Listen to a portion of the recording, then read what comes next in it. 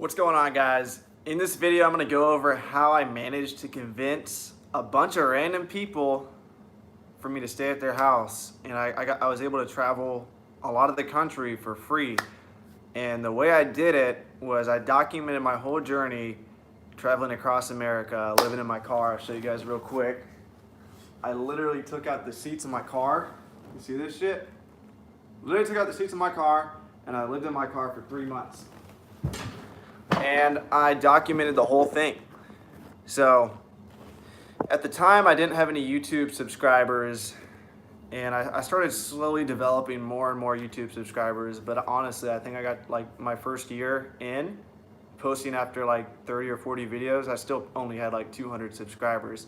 However, on Instagram I started, for whatever reason, Instagram was more of a hit and people started following my story, and a little bit on Facebook too. I posted a lot on Facebook because I didn't feel like posting as much on YouTube because I was getting a lot more attention from Facebook. So, you know, I'd be out in the desert and I'd be making videos like, yo, I'm out here living my car, blah, blah, blah. And in order to provide for myself, I had just graduated college and I just sold my landscaping company, which is super small. We only got a couple $1,000s for it. So I pocketed that money and I was living off I had like $2,000 in my bank account. And in order to make money, I got one of these scanners and I downloaded an app on my phone that tells me whether or not books are profitable to sell on Amazon. And Amazon actually allows you to ship books to them and they'll sell them for you essentially, and they'll pay you. So a lot of my audience knows exactly what I'm talking about. It's called Fulfillment by Amazon. A lot of my audience is resellers, but that's how I was providing for myself at the time. So I was out, you know, and my friends were like, Avery, what the hell are you doing? Going out, scanning, you know, books at a thrift store, shipping them to Amazon, living out of my car. So after a while, a lot of my friends unfollowed me. They're like, all right, this dude's absolutely crazy. And I was posting a lot. I was posting like 4 times a day. Eventually though, I got recognized by a couple people. And started getting shout outs and stuff, and then my audience really started getting bigger. I started having like a little fan club on Instagram.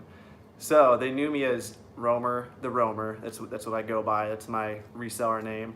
And I made an announcement I'm going to New England. And this is like a couple months ago.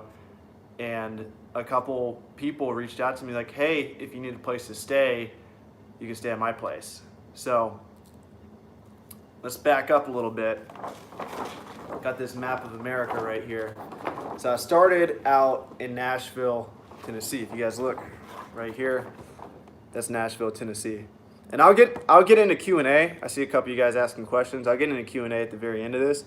But I started out in Nashville, drove all the way to California, and this is actually an integral part of the story. I went to a meetup. It's called Turn the Page for booksellers, and I met Reezy Resells, he's a big bookseller, Caleb Roth, and a couple other people there. And that's when it kind of clicked in my head, you know, maybe this book selling thing could be a big deal. So then that's when the connections really started taking off. Because before then I just had friends and family scattered across the country, so I was staying at their places. Then I started joining these Facebook groups for resellers, and I stayed at a few other places in California, started working my way up the coast, and don't really think I visited many people. I went all the way back to Minnesota, back down to Nashville. However, when I went on the East Coast trip, that whole trip, it developed an audience. And so everyone was watching me, and I was able to stay at several Instagrammers' houses. And they like literally messaged me like, yo, dude, I see you're coming through. And some of them are pretty big names. Rake and Profit was one of them. Jameson Philippi, he's not huge on YouTube, but Rake and Profit's got like 120,000 subscribers. And I was supposed to just go there for a day, but I ended up staying at his house for a whole week.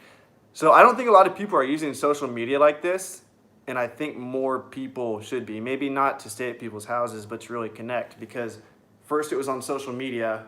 First, you know, we had our interactions. Maybe they learned something from me. Maybe they thought I was amusing. And all of a sudden they reach out to me and they're like, hey, yo, I see you're in the area, let's meet up. So it went from like screen interaction to like real life, boom, now we get to meet each other. So that's my story about how I was able to travel to New England. I went to like 3 or 4 different people's houses, didn't pay for anything. And I'm doing another trip up there pretty soon, and I anticipate the same result because I've made friends along the way. So let's get into some Q&A. Who's in here? Nadamoo Scanner, continuous mode. Timmy coming in. Good afternoon, Romer, says Greg.